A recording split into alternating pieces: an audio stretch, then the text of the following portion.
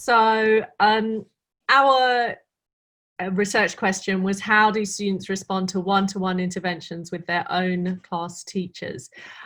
So obviously we did some reading around this, and we were working really closely with Mark McCourt at the beginning of the year, getting a lot of CPD from him, and he talked a lot about the fact that in order to use the Carlton Washburn kind of approach to mastery, you need to have closely homogenized groups in terms of previous attainment and current level, which is not something that we have in our FE classrooms. So we were looking at ways that we could address that, and we found that one of the main findings from the China-England exchange program, the Maths Hub exchange program, was to allow more time for same-day interventions with students' own class teachers. So that's not students going to a different class teacher. They were very specific that it should be with their own class teacher. Now, obviously, that's really hungry on teacher time, and that's why we don't have that kind of that model so much in this country. But we thought maybe this could help. We also found that a huge barrier for learning in adult resit classes was a fear of looking stupid in front of peers, which was in a DFE report on English and Maths resit classes in adults. So, next slide, please. We also thought that this approach might help with issues peculiar to FE, which are that there are, if you can just click it a couple of times, that there are, less contact time than secondary. So we figured anything that we can do that increases contact time with students is going to be helpful to them. Obviously, we've got this wide range of prior attainment. We want to address that. And we also thought that perhaps it could help to heal the wounds of secondary school that a lot of our students come in with, having had negative experiences and not really wanting to engage with their lessons. Could it help to foster a better relationship with teachers? So thank you. What we did was we gave sessions of up to an hour, between 30 minutes and an hour, to individual students with their own teachers. We did not want to make this a mandatory thing. We didn't want to add to students' negative feeling about maths, and we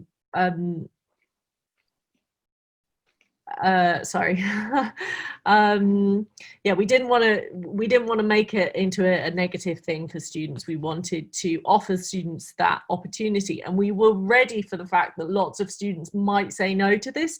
When it came down to it, actually only one student refused when they were offered intervention by their teacher, which was quite interesting. And students, when we interviewed students, they talked about the fact that they'd seen it as a privilege, that they really appreciated that time. So we also obviously kept a record of all the interventions that we were giving. We interviewed students and we wrote case studies on some key students across 4 different colleges. So if you can just tap it another time.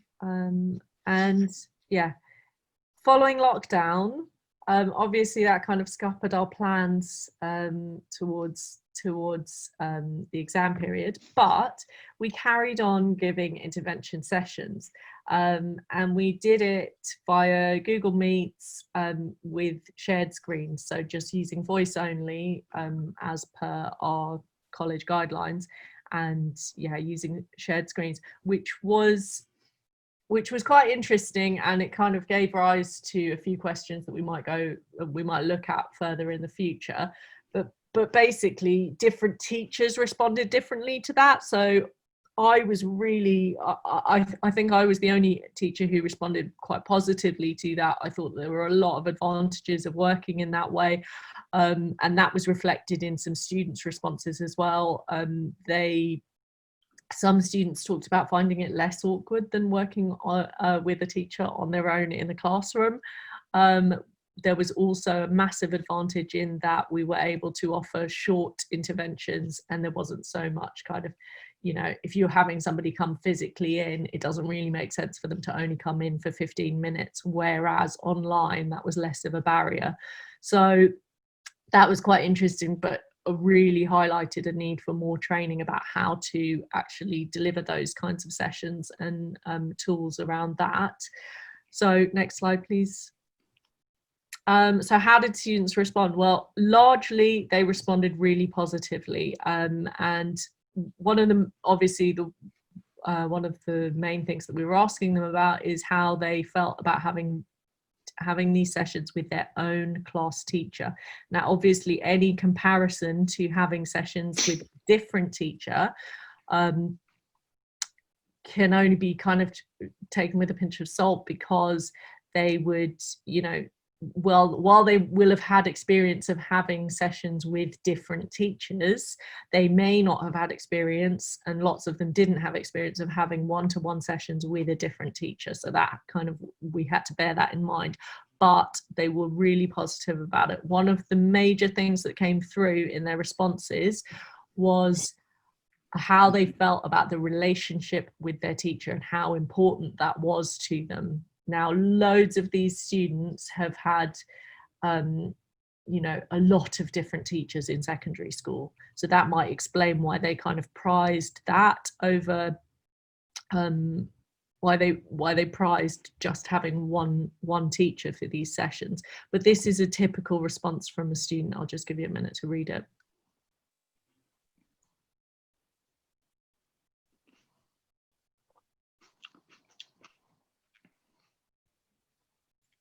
So that came through really strongly, that idea that it was important to them, the relationship was important to them, that they didn't have to feel awkward with a different teacher.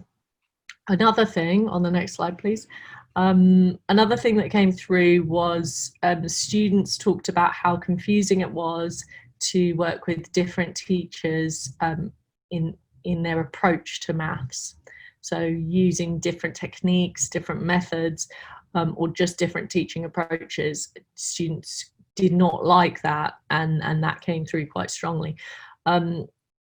So again, these students generally have had a lot of different teachers, maybe more than one per academic year in their secondary school experience. So yeah, that came through. So next slide, please. Another thing that came through was that, we tried, sorry, I meant to say this in an earlier slide, but when we were planning the sessions, we looked at ways that we could link that to lesson content. Like the one-to-one sessions had to be linked to the lesson content. So whether that was that we were pre-teaching something that was coming up, or we were picking up on something that a student hadn't got with wave 1 and wave 2 interventions, we were picking it up in the wave 3 intervention. So, and that students, a lot of them picked up on that and liked that and singled that out as a reason that they liked working with their own teacher.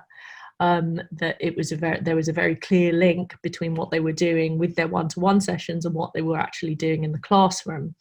So here was a typical response from a student who had been pre-taught. So he said, the next session I'd be like, oh, I know this because we've just done it yesterday. It makes the lessons easier and it makes it more fun and enjoyable because I know what I'm doing.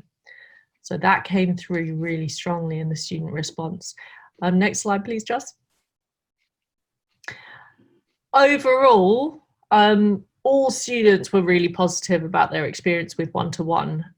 Now, I don't know whether this can be linked so closely to the fact that it was with their teacher, because I think that a lot of these kinds of things we would expect to see more practice, as I think is quite well illustrated in the last comment there. He says it's just extra maths, so it improves. Practice makes perfect, which is fair enough. We would expect them to feel more confident and happier about doing maths. So but it definitely came through from every student who had this intervention, that it made them feel more positive and more confident about their maths. So I'll just give you a second to read those.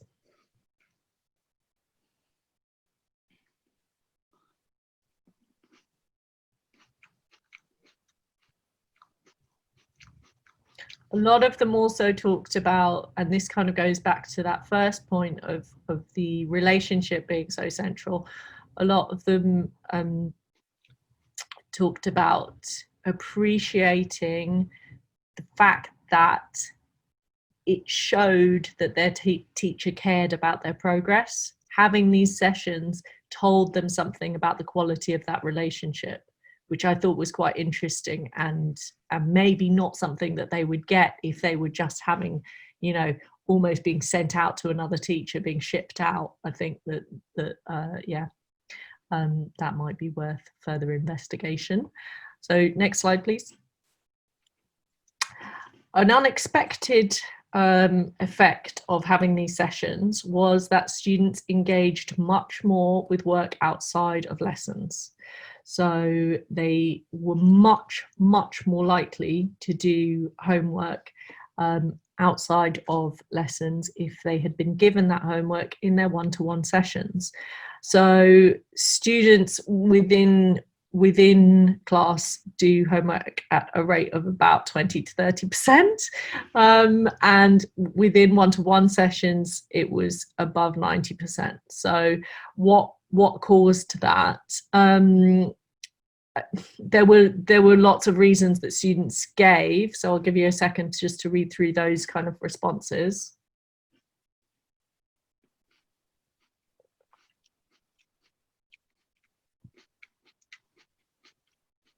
So obviously these kind of responses reference the fact that there was a lot of feedback going on about that homework in the one-to-one sessions. So clearly that was important to students, but also students, this first student kind of talks about the fact that he realizes he needs to do it. Is he perhaps noticing that just the fact of going to this extra session and spending a bit more time on his maths is helping him, and that's kind of having the domino effect of him wanting to do more maths? We're not quite sure on that, but definite marked change in the amount of work that those students were doing outside of lessons. So next slide, please.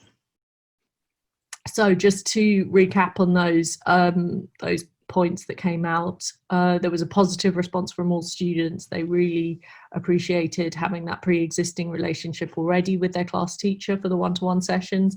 They enjoyed having a consistency of approach in teaching, and they noticed positively the tie into lesson content and the tailoring to their own needs.